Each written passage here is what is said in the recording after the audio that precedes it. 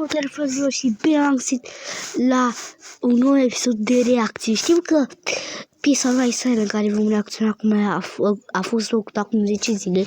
Eu chiar n-am reacționat la ea, mă jur. Am zis să o păstrez, că poate ce știu, o să fac eu la ceva. Și aici, haide să începem.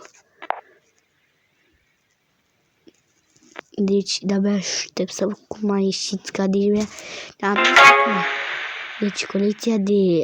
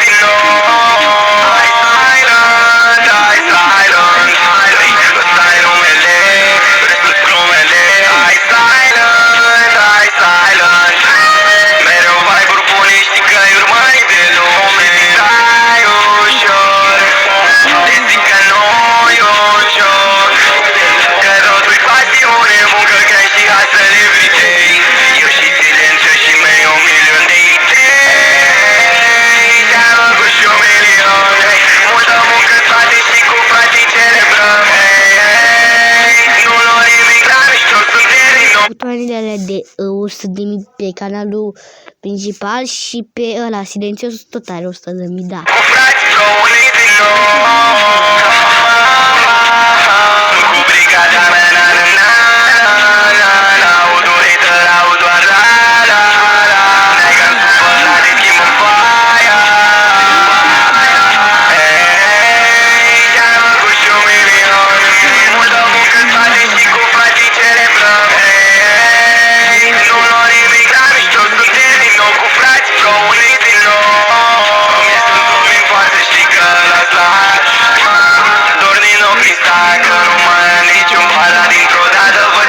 Domn din nou prin sac că nu mai am niciun pate prea tare. Aluminat, văd încet sfârșat, e ceva cam prea ciudat, dar nu înțeleg de unde și ăsta s-a spawnat. E ceva ciudat, ceva ce nu e normal, cred că ăsta e un aeroplan posedat. Posedat, ce ciudat, nu e o chiar mă cu și 1 milion. Multă muncă în spate și cu frate celebrăm.